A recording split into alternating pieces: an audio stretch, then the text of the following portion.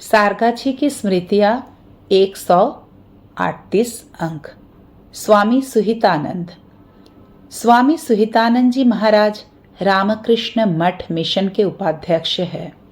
महाराज जी जगत जननी श्री माँ शारदा देवी के शिष्य स्वामी प्रेमशानंद जी महाराज के अनन्य निष्ठावान सेवक थे। उन्होंने समय समय पर महाराज जी के साथ हुए वार्तालापों के कुछ अंश अपनी डायरी में गोपनीय ढंग से लिख कर रखा था, जो साधकों के लिए अत्यंत उपयोगी है। उद्बोधन बंगला मासिक पत्रिका में यह मई 2012 से 2022 तक अनवरत प्रकाशित हुआ था। पूज्य उपाध्यक्ष महाराज की अनुमति से इसका अनुवाद रामकृष्ण मिशन विवेकानंद आश्रम रायपुर के स्वामी प्रपत्यानंद और वाराणसी के राम कुमार गौर ने किया है, जिसे विवेक ज्योति में क्रमशः प्रकाशित किया जा रहा है।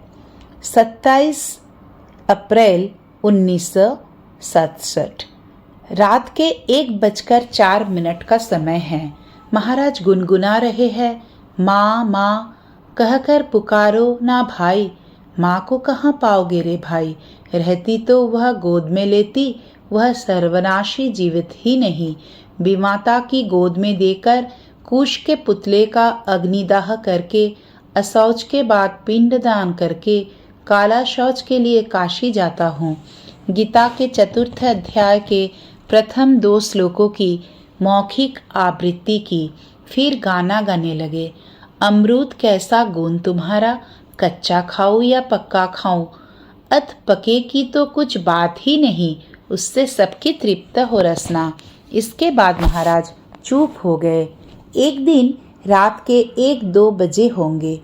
महाराज के पास ही सेवक था। सेवक बीच बीच में प्रश्न करता, महाराज ठीक अभी क्या चिंतन कर रहे हैं? उन्होंने तत्क्षण उत्तर दिया, कामारपुकुर अथवा दक्षिणेश्वर या बेलूर मठ। उस दिन प्रश्न के उत्तर में बोले, सर्वव्यापी श्री रामकृष्ण। सेवक ने कहा, सर्वव्यापी चैतन्य है, श्री रामकृष्ण व्यक्ति है, किंतु सर्वव्यापी श्री रामकृष्ण का चिंतन कैसे होता है? वे केवल इतना ही बोले, हो तो रहा है। 25 मई 1967 अपराह्न लगभग 4 बजे उदय महाराज आए। सेवक, महाराज उदय महाराज प्रसाद लाए हैं। महाराज, किसका प्रसाद? सेवक, ठाकुर का। महाराज, किस उपलक्ष्य में? सेवक, ऐसे ही। महाराज के 2 कहते हुए हाथ बढ़ाने पर सेवक के साथ मूरे कागज में रखे प्रसाद को स्पर्श करके कागज सहित प्रसाद को मुट्ठी में लेकर महाराज में मुख में डाल लिया। नेत्रों और मुख पर शिशु का दिव्य आनंद। उदय महाराज ने आनंद से गदगद होकर वही कहा, जय माँ माँ माँ। 30 मई 1967 एक भक्त ने महाराज के 2 फोटो खींचे। महाराज ने अपराह्न में कहा, मैं तो उनके ऊपर निर्भर होकर पड़ा हुआ हूँ। 31 मई 1967 सेवक, महाराज पाकिस्तान के साथ युद्ध में आपको सेनानायक बनाकर भेजा जाएगा, लड़ने जाएंगे? महाराज, हाँ। सेवक, कैसे लड़ेंगे? महाराज, तुम्हारे द्वारा लड़ाई करूंगा। 12 जून 1967 के बाद किसी दिन शरीर त्याग के 2-3 दिन पूर्व सेवक बोला, एक प्रश्न है, क्या आप ठाकुर को देख पाते हैं? महाराज, हाँ। सेवक, माँ को? हाँ। स्वामी जी को? हाँ। सेवक, क्या वह रूप मूर्ति स्थिर रहता है या हिलता डुलता है? महाराज, ठाकुर व स्वामी जी की मूर्ति स्थिर रहती है, माँ की मूर्ति हिलती डुलती है। सेवक, बातें करते हैं? महाराज, अब अधिक प्रश्न मत करो। 12 जून 1967 प्रातःकाल 7:30 बजे है। डॉक्टर बाबू 5 मिनट पहले महाराज को देखकर गए हैं। महाराज की अनुमति मिलने पर महाराज को लेकर पेराम्बुलेटर पर भ्रमण कराया जाएगा। सेवक महाराज को लस्सी पिला रहे हैं, थोड़ा थोड़ा करके चम्मच से पिला रहे हैं। कई बार पीने की इच्छा नहीं होने पर वे मुख बंद कर लेते हैं। कभी कभी थोड़ा आग्रह करके पिलाना पड़ता है। 2 चम्मच ठीक ढंग से पिए, तीसरी बार मुंह में नहीं गया है, बाहर गिर गया। सेवक घबरा गया। नारी देखी गई तो वह धक धक कर रही थी, किंतु यह तो सेवक का नारी के बारे में अपना ही अनुभव था। सेवक जल्दी से डॉक्टर बाबू को बुलाने गया। डॉक्टर लाहिरी ऑक्सीजन और कोरामिन दवा लेकर आने को कहकर महाराज को देखने चले गए। ऑक्सीजन और कोरामिन दिया गया, किंतु तब महाराज अनंत लोक के निवासी हो गए थे। सेवक की डायरी में केवल 2 शब्द लिखे हैं, सब समाप्त। 2 दिन बाद सब सामान्य होने पर कक्ष के सामने रामगति महाराज के साथ भेंट हुई। वे वेदांत दर्शन ग्रंथ के लेखक और प्रेमिक साधु थे। सेवक ने उनसे पूछा, महाराज, प्रेमेश महाराज माँ के शिष्य थे और काशी में देहांत हुआ। उनकी अनुभूतियों आदि की बातें तो छोड़ ही दिया है, किंतु उनके शरीर में तो कोई बाह्य लक्षण नहीं देख पाया, जैसे श्वेद, रोमांच, पुलक आदि।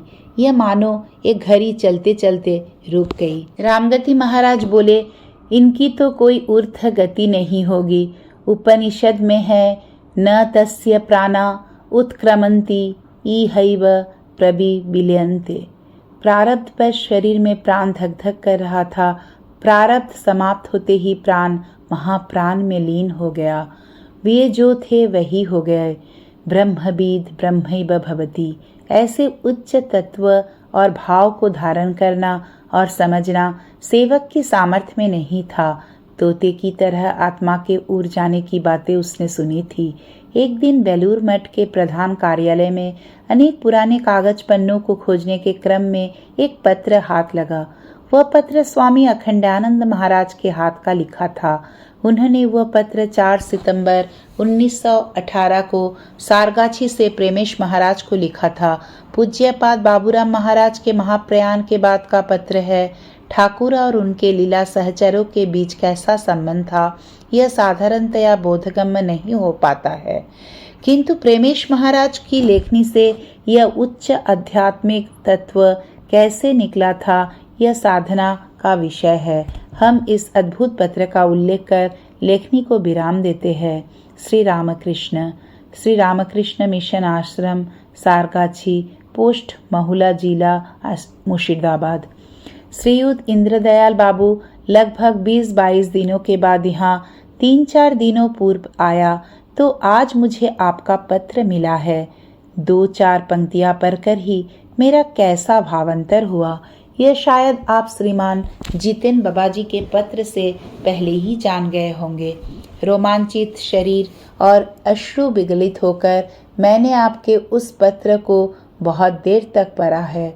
श्री श्री बाबूराम महाराज और श्री श्री महाराज गणों के संबंध में आपने जो कुछ लिखा है और अनुभव किया है, वह केवल श्री श्री ठाकुर के अंतरंग जनों के लिए ही संभव है। उनकी कृपा से आप उनके अंदर की बातें एक एक करके इतने सहज ढंग से जान सके हैं। श्रीमान जी के मुख से उस दिन आपके बहुत से गुणानुवाद सुनकर भी उसे समझ नहीं सका हूँ। धन्य है आप। आपका यह सौभाग्य बहुत तपस्या द्वारा प्राप्य है। एकमात्र हमारे दयाल ठाकुर की कृपा से ही इस प्रकार सब सुलभ होता है। श्री श्री बाबूराम महाराज हमारे श्री श्री ठाकुर के कितने आदर और स्नेह दुलार के धनी थे। उसे आपने जैसा समझा है वैसी समझ एकमात्र वे ही उत्पन्न कर सकते हैं। पहले भी एक के बाद एक कई बड़े लोगों के संरक्षण तुल्य शरीर चले गए, किंतु ऐसा हृदय विदारक वियोग और किसी का नहीं हुआ। सुना है कि हमारे श्री श्री महाराज भी और संभवतः हमारे चिर प्रेम में श्री श्री दादा बाबूराम महाराज के लिए आकुल क्रंदन चित्कार करते थे। यह बात संप्रति मठ से वस्त्र वितरण के लिए यहाँ आए हुए श्रीमान भूमानंद स्वामी के मुख से ही सुनी है। इधर यह समाचार पाकर इतने दिनों तक रो रो कर भी उनके वियोग जन्य दुख को भूल नहीं पा रहा हूँ।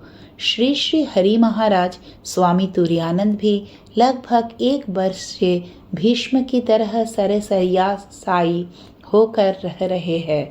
उनका एक और ऑपरेशन हुआ है और थोड़ा बुखार भी है।